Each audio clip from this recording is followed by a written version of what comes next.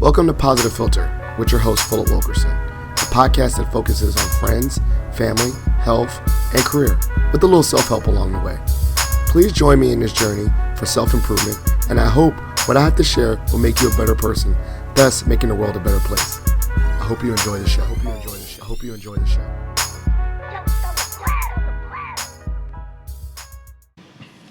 Hello, ladies and gentlemen, boys and girls and people. It's Philip Wilkerson back with another episode of Positive Filter. I'm joined by a special guest. Well, everyone's a special guest, but I'm joined by my good fraternity brother, Mawuli. Now, we connected, we got, I don't know, the stars are aligned. We literally live very similar lives, but we have not met each other until today.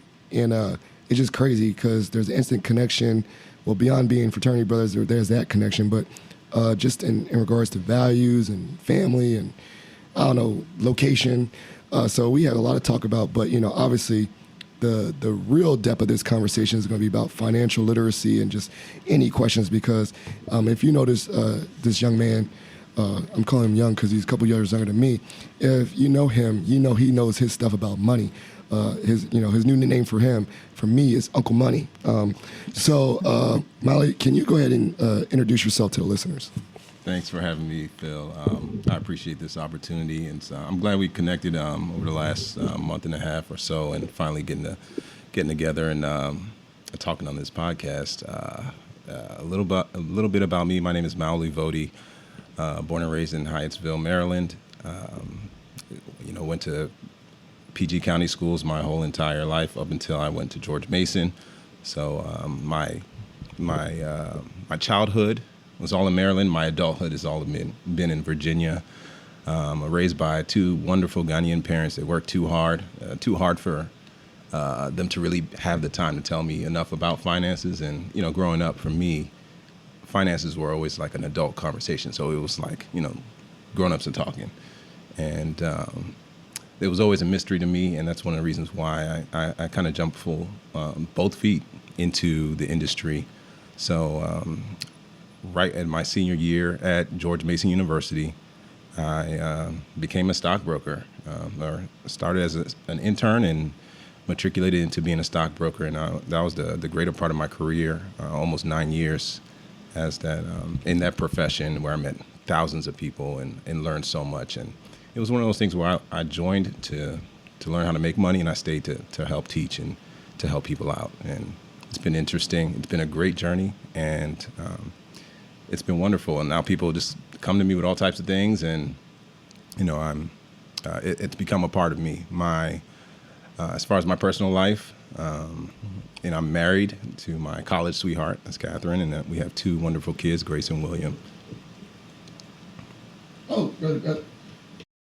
So that's great. I mean, I had to make sure I'm doing the sound thing. So, sorry to the listeners. I don't care. I'm not really editing this. That's how I roll. But, definitely want to explore a little bit further about your background in money and your career path. So, Ghanaian parents, what do they do? My parents, they're technically somewhat retired. Funny enough about them, growing up, they did whatever job they could so that they can have two cars and make enough money to get me and my sisters where we needed to be. And that was in school and with degrees.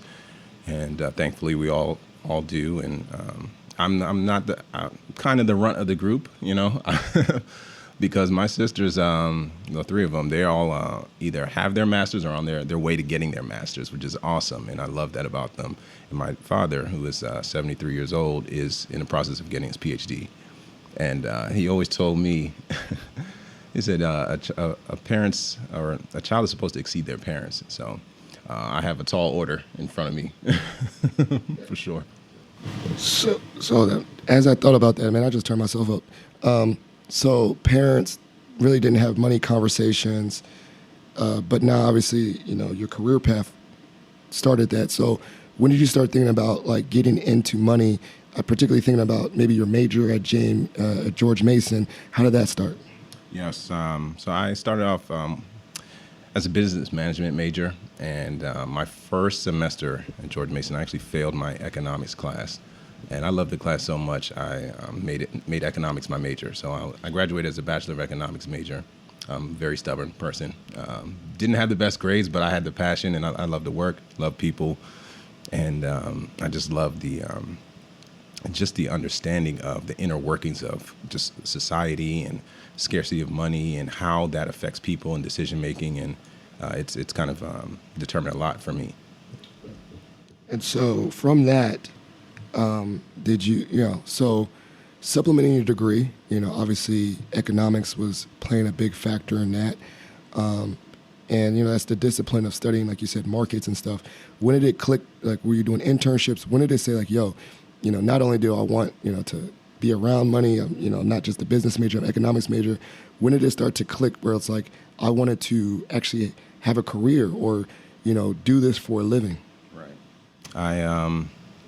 I even in school, I felt like I knew a little but not enough, and you always get more experience in the workforce, and I will always tell people that you're not always going to be prepared. You just have to do it. And I was one of those people where it's okay to not look perfect. It's okay to learn along the way and find a way to get things done. It's okay to ask for help. It's okay to look silly.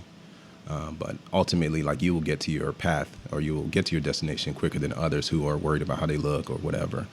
And I just knew that I needed to get some type of job where I was getting paid and learning. And, like, it had to be in the field. Because I know even when I graduated from high school, I was like, I just know I need to wear a suit to work or something. I need to be dressed up. It's something in my mindset. So, throughout Mason, I just kept thinking financial analyst. It sounded good. It felt like that was what I needed to do. But when I went to this job fair at Mason, and the one company that stood out as far as for economics majors was, a brokerage firm. So I didn't know enough about the stock market, but I was like, I'm down. I just want to learn. And that changed the course of history. All right. So one, I think you're speaking to was the point of networking and going to career fairs. And you said change your trajectory. So, like, take us through that journey. You went to that career fair. Did you, reach out to them and, do networking? Or did you solicit mentorships, like people that, okay, I don't know much about financial analyst. I mean, not financial analyst, but stock brokering. Did you okay, now that I know this organization is available, I need to reach out to the people that do this? Right. And it was a company where I'd seen some commercials, I think, on TV, but I wasn't familiar with them. And when I saw that they had a Fairfax office and they were offering an internship, I was like, why not? I'll bring my resume, walk around, see what other companies are there. But I intentionally gave my resume there, spoke to a guy, and he said, we do have an internship that's coming up. You should plan to apply, and we'll go from there. And it worked out really well. Because what I realized too in being an intern is, for a company hiring people, they realize that interns understand the culture. They understand, the inner workings. So for it's very it's very expensive when it comes to hiring people. So they're looking for quicker ways to acquire people, shorter turnaround times, and without having to work through certain hurdles. And when they see interns, they think, hey, low-hanging fruit. These are people that, they understand the brand. They'll be willing to work with us even long term. So I've seen that companies like to invest in interns, and they definitely invested in me as far as education and stuff. And when it came to graduation, it was like, okay, now you have to make a decision. You want to still work for us, or you want to go ahead and be licensed? Take the Series 7, take the Series 63, and those are all exams. It was a wrestling match for me. Because again, I spent almost 9 years with that company in that industry, and school was not always easy in exams. I learned this, especially in my post-college, that my relationship with exams was not going to be easy ride. And that was one of those things where, I ran into passing an exam the first time, and then I ran into failing one 3 times straight and having your job be on the chopping block. In fact, there are other companies where they would let you go after you failed the first time, basically. So, and that wasn't the only time I experienced failure in that industry. It's like I knew my stuff, I knew how to help people, but from a regulation standpoint, you had to have a certification, and if you didn't pass, they're looking to get rid of you. And I had that happen a couple times. Well, one thing you spoke, I mean, one, I'm a terrible test taker myself, and I definitely try to avoid tests, but if you give me an opportunity to talk or write it out or prepare myself, and so obviously that is a hurdle in regards to people's learning styles and how they, actually show that they have competency. We already know that. We can break down that, that old thing that not everyone shows intelligence. Similarly, test is not a always accurate measure of intelligence. But beyond that, I'm thinking another question I have is that, like, okay, you start off as an intern, and I love going back to this intern thing. Were you like the only black person at your internship site? Were you the only Ghanaian? Like, being a young professional, like, or really being exposed to the real world of work through your experiences in college. Take us back to that, like going to that office in Fairfax early on. Right, and I'm glad you mentioned that because that's kind of what brought me to where I am today with the brand that I've built. And when I came in as an intern, we got to think about the industry that we're in. When we talk about stocks, investments, it was always known as this, older white male profession. And of course, I happened to be the only black guy in the office, only black intern in the state, as far as I knew, because we had a company directory, so we'd be able to see everyone's face, assuming you had your pictures taken, and I eventually even matriculated to being a branch manager, so because I stayed long enough. And when you have a meeting and you see 500 branch managers, and you can only imagine how many of me I saw. And I probably only noticed about maybe 3 or 4 other black male branch managers. There were other brokers and such, but the company that size, you can imagine, like, there's that lack of presence there for me seeing me, and I saw it through the clientele as well. And it's almost like when they say the silence is deafening. That's that's what it was like. It was very noticeable. There was one other intern. He was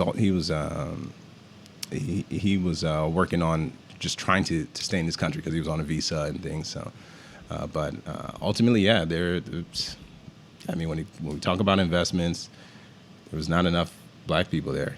They say traditionally, we're more drawn to like real estate, physical property or land, and then also like insurance policies. But when it comes to stock market, there's kind of this barrier, this distrust, and or lack of comfortability. And I didn't realize that by me being there, it made more of my clients more comfortable being there. So, because I worked at a total of 4 different branches during that career, and even subbed at different branches. And I'm like, I can remember even to their names, the amount of black people that were there. And I'm talking thousands of clients, thousands. So the funny part about that, I'm laughing because, it's a distrust of stock and stuff. My best friend, his dad was Jamaican, right? Straight up, made money. He was a businessman. But like, he had cash. Like, he didn't want to put his money in the bank. Like, he was literally like that old, like that saying, or not saying, but you see it, like, I put the cash in the mattress. Like, right. I'm not trusting these institutions. And, in regards to financial capital, like, he had a trucking business. He had a trucking business both in America and in Jamaica. But, like, I saw stacks of, he had money because he didn't, that distrust. And I was like, wow.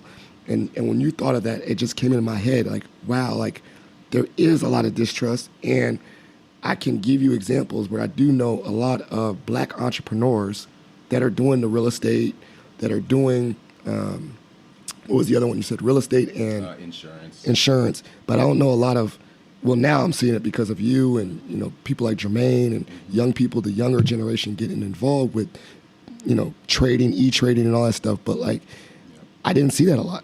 Right. Yeah, it's just something that wasn't prevalent. It wasn't a conversation growing up. Like, again, my parents were too busy. They worked all types of jobs where, my mom worked as a nursing assistant at a nursing home. My dad used to drive a taxi.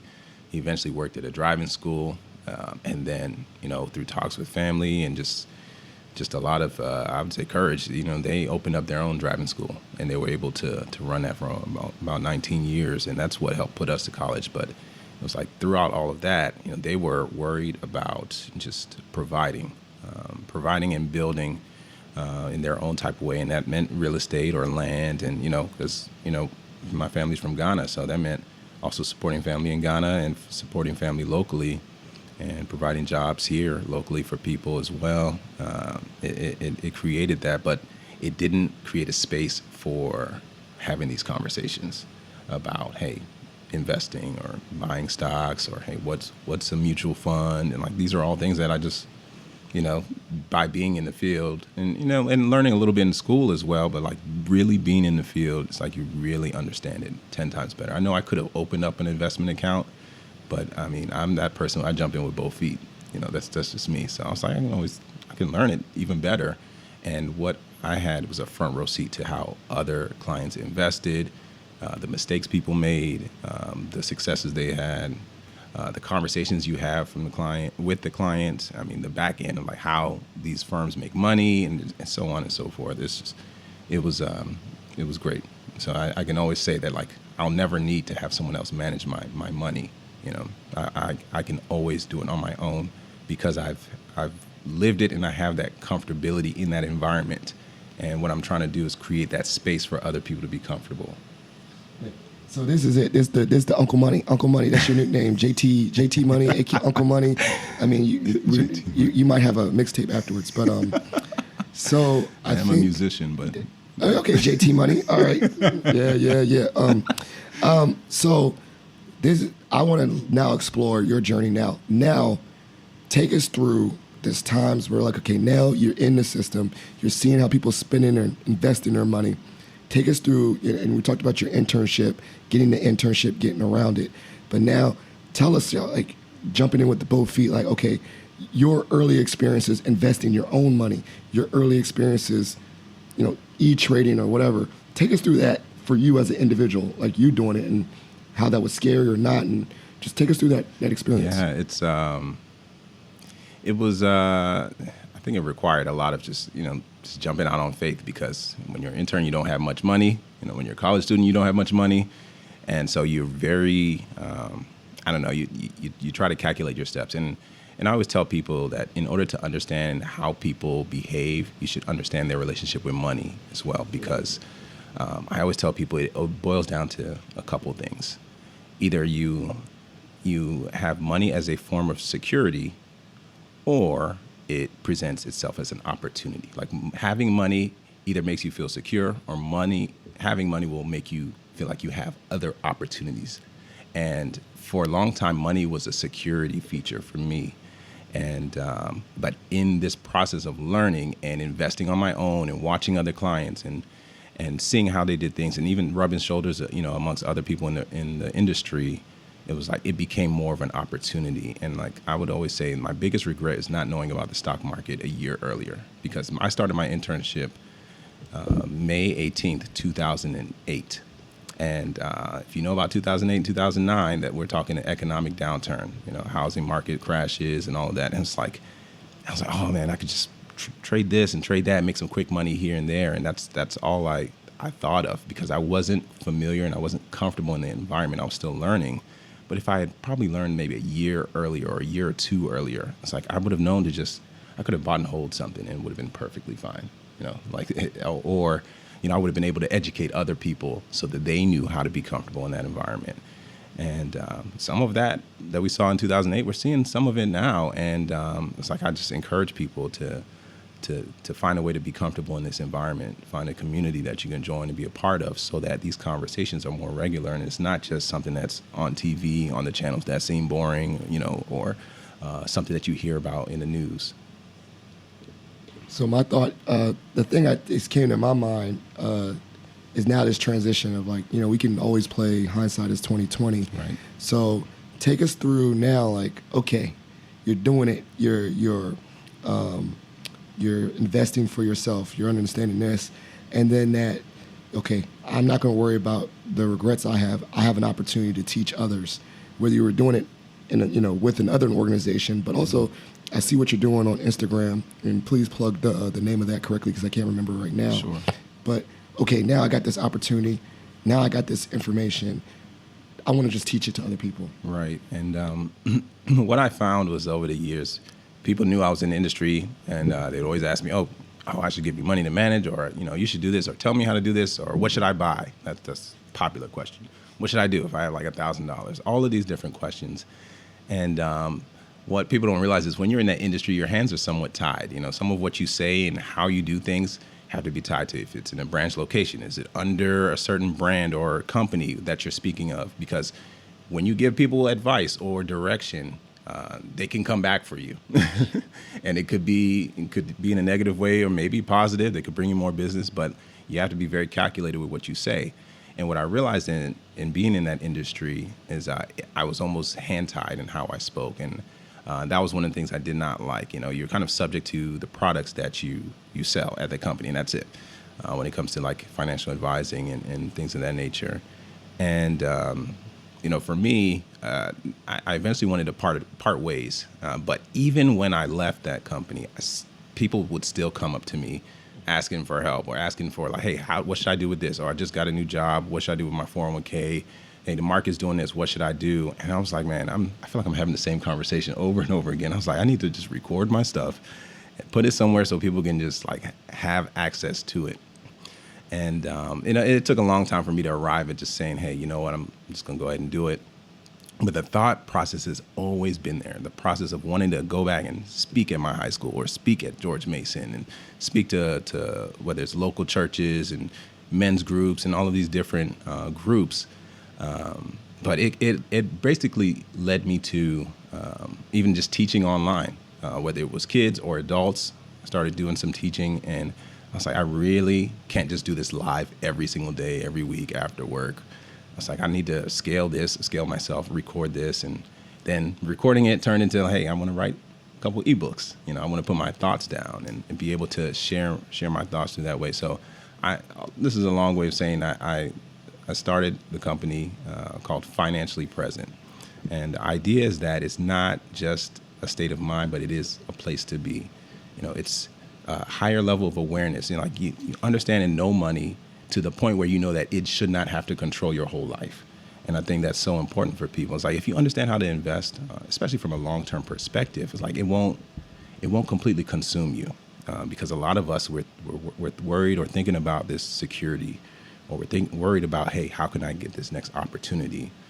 How can the money help me in that scenario? And that's why Financially Present was born. It's a way that I teach people, have a community where I can talk to my students on a regular basis, and they have access to my ebooks, and I continue to add products and other things to just continue to help. So I remember, and that's why now it's kind of funny, because now I understand why Jermaine says that in his Hustle podcast. He was like, this is not real financial advice.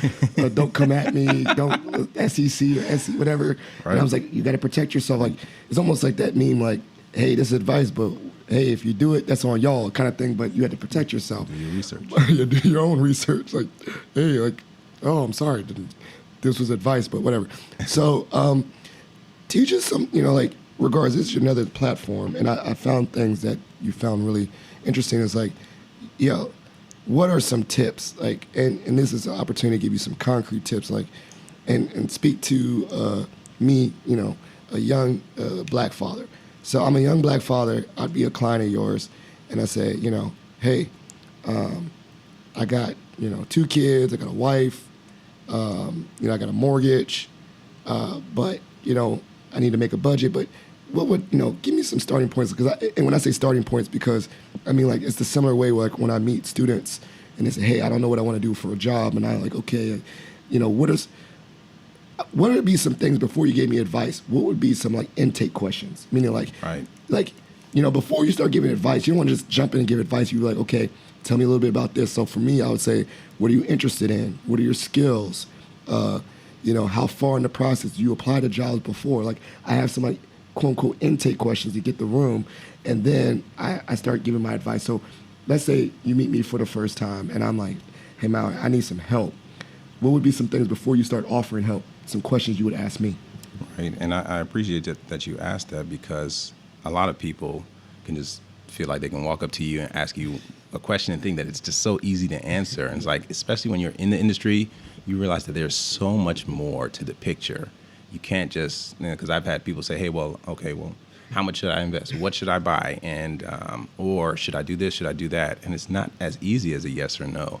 The full picture is really what matters. And I think through Financially Present, people are starting to understand that, because, like, for example, like, I don't know, I would ask, well, as far as asking specific questions like, hey, what do you do for a living? Because there are some jobs that, the demand is high, right? And you can get a job, at any point. In fact, sometimes there are negative employment rates for certain industries, and where it's like, hey, people are looking for you specifically. So, those type of people, their risk is a little bit different than someone where you're in a very specific field, or where maybe an industry that's kind of dying, or you're also planning on retiring soon. Like, there's so many different things, but like, your profession makes a difference. Your age makes a difference, because the ability to take on risk really depends on your comfortability, one, with the market, but then also like how long it takes to recover from any drops in the market. And there will be drops. There are always drops. But there's generally more upswings than drops. So I would also ask them about their family scenario. Understand, hey, do you have dependents that you're caring for? How crazy can you be with this money when we're talking about investing? Debt situation. Do you have student loans? Do you have a mortgage? Or are you in a situation where you just received a lot of cash? Maybe it's an inheritance or something of that nature, and you have some flexibility. Did you get that and you're in an industry where, you're in high demand? Like, those are a lot of pluses in that regard. And I would ask about liquidity. Hey, is that something where do you have liquid cash that's available where you can regularly invest? And I would especially ask, what are you already doing with investing? Are you contributing to an employer-sponsored plan? Are you doing something on your own? Are you just day trading, or are you talking penny stocks, or what are you doing basically? And I generally tell people to avoid penny stocks. It's the highest risk that there is around as far as certain investments. But I would ask at least those base questions. Then we can always go deeper as far as the personal situation. But like, those weigh heavily on, hey, is this something where you should focus on your debt and a little bit on investing, or a lot of it in investing and less on your debt because of your scenario? I always encourage people, hey, time is our biggest commodity. We never know how much of it we have, and we're always giving it in the same measure. And it's like, I always tell people, I don't think you have enough time to, and I know the Dave Ramseyers will be upset with me, I don't think you have time to only pay off debt before investing. I think it's, to some degree, you have to invest while you're paying off debt. It can only help. It can only help. It's so funny because there is like a whole. We definitely not going to talk about go in depth about the Dave Ramsey, because I've seen that now, right. And my wife and I jumped in on learning about getting rid of debt. But like, wow, like that, those are really good intake questions, because I was about to say, intake wise, those are very similar things that I do. Like, what do you want to do for a living? How old are you? How much time do you want to invest in your career? What is your family scenarios? Like, I just asked you about, like, what is your family background? Like, are you the first to be a doctor and all that? And then, like, what are you currently doing already now? Like, did you already do an internship? Did you already do something related? So it's like crazy how, like, both of us, in regards to this ways of helping others, before we just jump in and help, we need to solicit things from them to give them customizable help. Because with my career stuff and your financial stuff, there is no cookie cutter. Right. We had to meet the people where they are. And so that's really dope. I see a lot of connections there. Mm-hmm. So let's just go to the next thing. Is like, okay, now you did your intake, right? And we could, like you said, you probably could talk for 2 hours. So I'm just going to give you another scenario. Like, what if someone was like, let's go from the cultural background. Like, my family put money in the mattress. That very early instance, I don't know what to do with. I don't trust is keyword trust. Right. This system. What would be some things you would do to help someone with that scenario, like trusting investing, trusting this, that scenario particularly? You know what? And the number one thing is the education. And that's one of the reasons why I like doing Financially Present, because I'm not selling people a mutual fund. I'm selling you education, basically, or helping people through education. Because whether you want to invest on your own, or you want to pay an advisor, or you just want to be a mutual fund owner only, or you want to buy and hold a few stocks and let dividends pay you, like no matter what, you still need to have a baseline education of how the market functions, what's out there, what people are looking for when it comes to investing, what advisors are looking for from you, because it's a sales game and not everyone realizes that. And, you know, if if someone reaches out to you and, you know, honestly, some people are just subject to the first salesperson that they speak to, and it does not always bode well for them. And I think just as a personal defense mechanism, you have to have a baseline education in investing so that you aren't taken advantage of, or you're not just, you know, part of somebody's quota for the quarter. And, you know, that education foundation is what will empower people to make better decisions. And it's going to tell them, hey, inflation is at an all-time high. Like literally the money in the mattress is not doing anything for me. It's, you know, or the money that's sitting in the bank at the low interest rate is not doing anything for me. So I'm actually losing by not doing anything. The inaction is creating a worse situation. And it's like, now I have to, the cogs start turning, you know, the wheels start turning in your head. And you're like, I need to do something more. And I think it also helps you create this defense of, hey, I know what's good enough for me and I know what's not good for me. Because what I see a lot nowadays is people, because they feel like they're behind, they're like, well, and someone said they were able to day trade crypto and it really worked for them. Or this NFT project, you know, came up and I'm really interested. I don't know it, but I just want to make some quick money. And it's like, in having that foundation of financial education, it will empower you to say yes to the right things and no to the wrong things. If you don't have that, then you'll just be saying yes to all types of things. And that's what I want to prevent. I definitely want to just make sure I'm helping people get that bag, but then also save the bag that they already have. So. Well, we're definitely going to call this the Money Man part 1, because I have so many more questions. We can go on a whole random tangent, but like, sure. You know, for the sake of time, what is like, like no one listened to this podcast at all, and, you know, they came in the last minute like this was a webinar. What's one thing that, you know, one action item that you want someone to take away, at least to start? Like whether it's like read this book, this, like, you know, educate yourself, go on Google whatever, and just as in someone that is exploring this topic, what would be one thing that you say, just go down the rabbit hole on that, go to YouTube or somewhere? What would be that one thing? Wow, that kind of caught me off guard, but I think I have something. And it still goes back to the education. Because some people have this false sense of confidence that they might know or that they understand. And I would say it's better to be confident in what you know versus to be somewhat sure about it and make the wrong decision. And it really boils down to investing in that education, whatever the cost is, because that cost is so much smaller than the damages that can be created of the wrong decisions, whether it's leaving the money in the mattress or it's, I've heard stories of people saying, hey, they put 30,000 into crypto and they blew it all, but they don't have a retirement set up, or like they don't, and it's like sometimes you just don't know. You don't know what you don't know. And that's the problem. And people have to be in some type of community, because you don't come about this on your own. I didn't come about all of this on my own.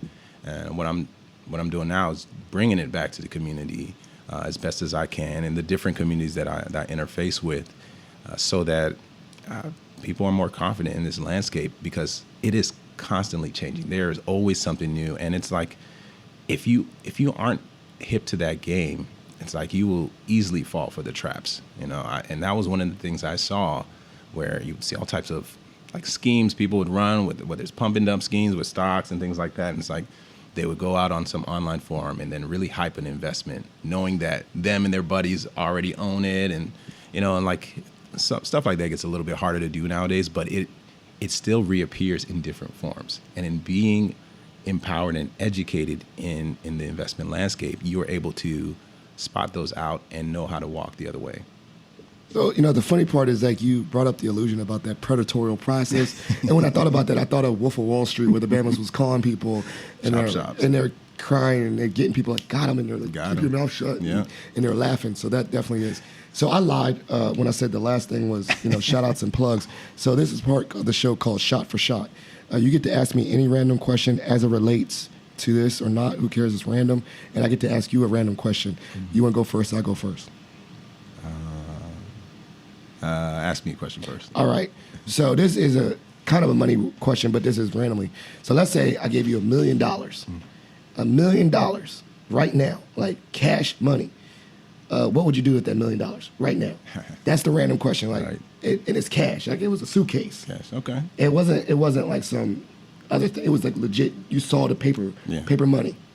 Okay. The paper money. Also, when you invest at a brokerage firm, you can't bring just paper cash. Usually you got to bring some type of money order or check or wire transfer. So I got to go ahead and put that in the right form of currency.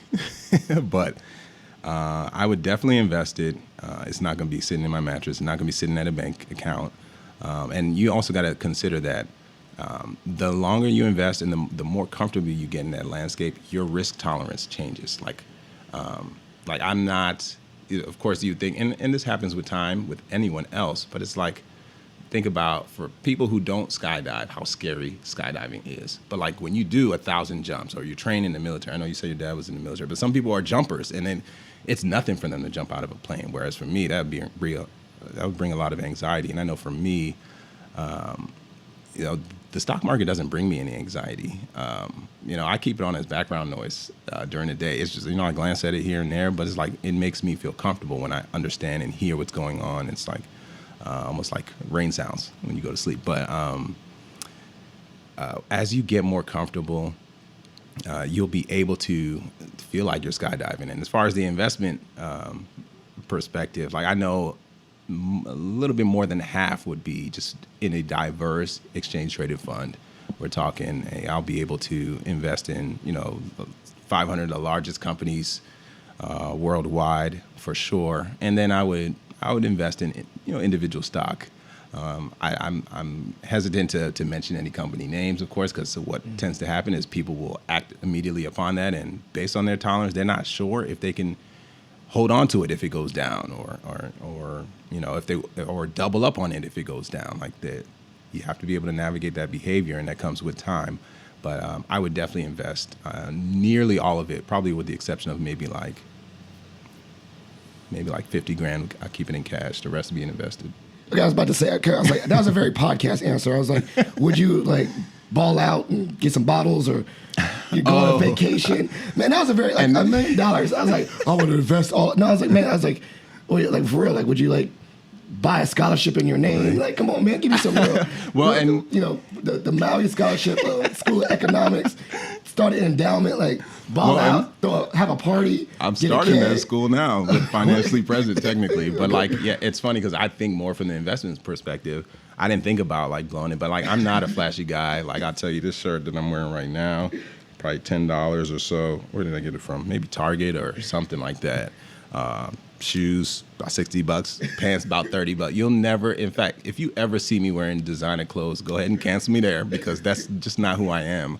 I didn't grow up that way. I like, like certain name brands and stuff like that, but like I don't care about being trendy. I just care about just building and growing, like just making sure that I'm better than I was in the past, and that I can help people move in that same direction. Like I always say, the most powerful thing is multiple people moving in the same direction, and because they can't be stopped. So. All right. Okay. Yeah. Well, what's your question for me? Oh, you could even just ask me the same one. I don't know because mine was about to be outrageous. It's funny. As I was answering, I was not thinking of like what exactly to ask you, but if you weren't doing this podcast, what would be your other outlet? Oh man, I feel like we all have outlets. I know for me, it's music. I'm a jack of all trades, master of none. So I play the bass guitar horribly. I play the drums. I've been playing drums since I was 12. Started picking up the keyboard when my daughter was born. So about 7 years ago. And I play at church. I love to jam. So, but what would you do?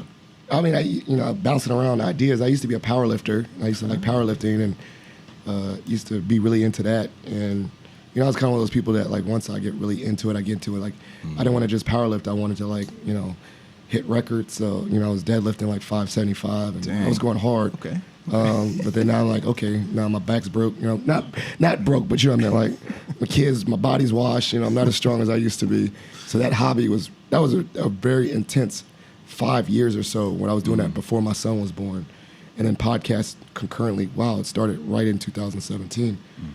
I don't know, man. Honestly, if without limitations, without reservations, I could just do it. I would love to just be like Anthony Bourdain, man, and travel the world and eat good food. Eat good food, learn how to cook it, because I love, that's Nice. when you say side, I love cooking. I would learn how to cook more advanced meals, Nice. like chef style, chef school. And I would just travel and talk to people that are good at cooking. And like, literally, I'd just be the black Anthony Bourdain, man. That's not like the dopest thing, traveling the world, meeting new cultures, but also eating. Right. And eating the best food, like the food that's not just. Also, I kind of would mix it with Dino Drive. Like I want. Oh, that's my show. Because I would want to eat at Hole in the Walls, then I want to eat top level, and like you realize that a steak that was at this like mom and pop place is just as good as this Right. $500 steak, but you got both experiences. I would just love to do stuff like that. That would be my thing. Food. That would be dope. Food. I can agree. So- Just bring me along with you. Yeah, you just tell me like Philip. You tell me financially that's not a good idea to get this Wagyu beef that's like $2,000, $20,000 for like 2 ounces of it. And I'm like, man, I'm balling, man. This is my show or something like that. And then, like, okay, this is a random caveat. Have you ever watched the World's Most Expensive with 2 Chainz? No. I'll send it to you. He does that. Like, he legit will. They're wasting money on him gosh. because he's eating like gold-plated stuff. And he, I think I've seen a clip, but I have not watched the show. He's eating the fanciest food. He don't care. He's just like trolling them. That would be what I would want to do too. Like, Oh my gosh. like, There's a flex. do I put ketchup on it? They're like, no, you don't put ketchup on this filet mignon. It's like, oh, okay. So that would be it. Well, this has been great. Obviously, Money Man Part 1, I think definitely we can have you on again because we literally just touched the iceberg here. But this is the part of the show where, like I said, what I did say, shout outs and plugs, making sure that the resources you share, the plugs, are things that I'll put in the show notes for those to follow up with you.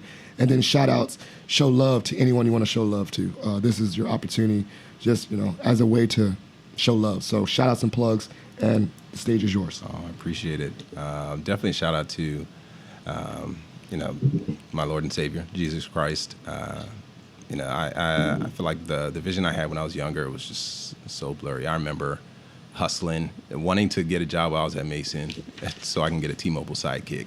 My dad was like, focus on school. And I knew I wasn't the best at school, and I liked to learn. And, that situation ended up sideways.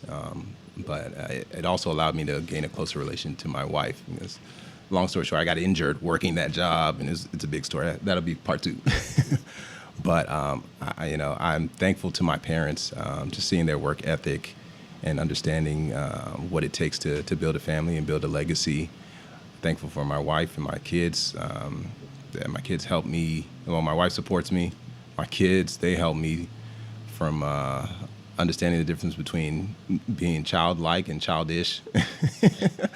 And all of us, adults and children, go back and forth between the two. But as far as shout outs, and I have a host of friends that have supported and really helped me with building a brand, and even fraternity brothers and people that have shown a lot of love and support.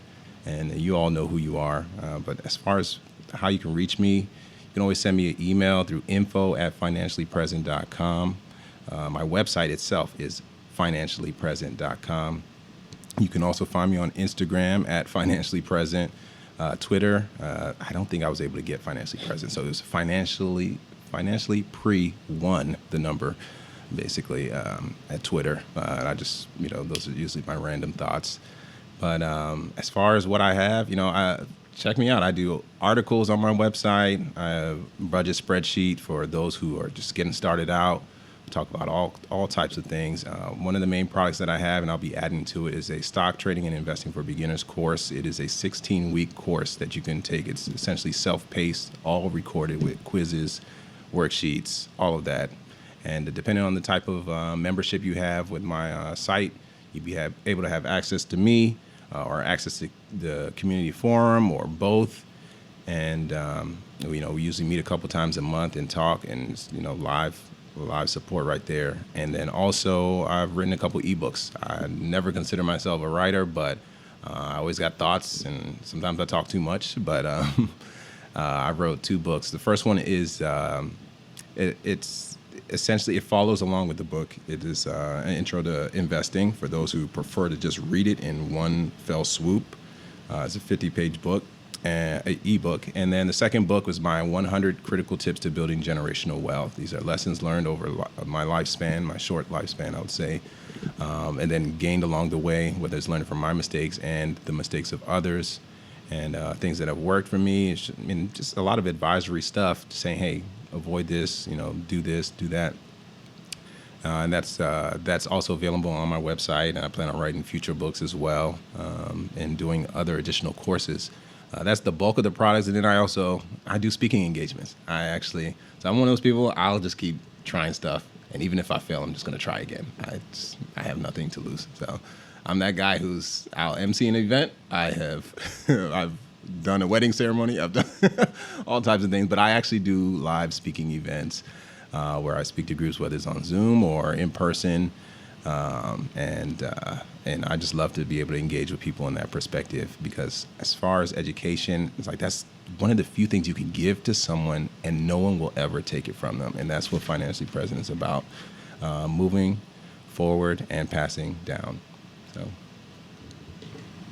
Well, that was dope. Man, I had to take notes just to do all your plugs. And I'll definitely put all that in the show notes. So thank you so much, Mario, for being on the podcast. Positive Filter listeners, please follow along and connect with him and all the resources he shared.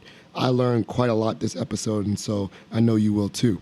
If you enjoy this episode, please share it with a family member or friend. Sharing positivity is a movement.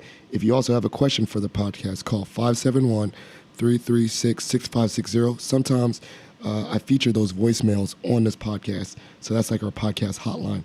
There's been a great episode. Definitely excited, and we're out. Thank you for listening to Positive Filter, a podcast that focuses on family, friends, career, with a little self-help along the way. If you enjoyed this podcast, please share it with your family and friends, and like the Facebook page, Spreading Positivity a Movement. Thanks for listening.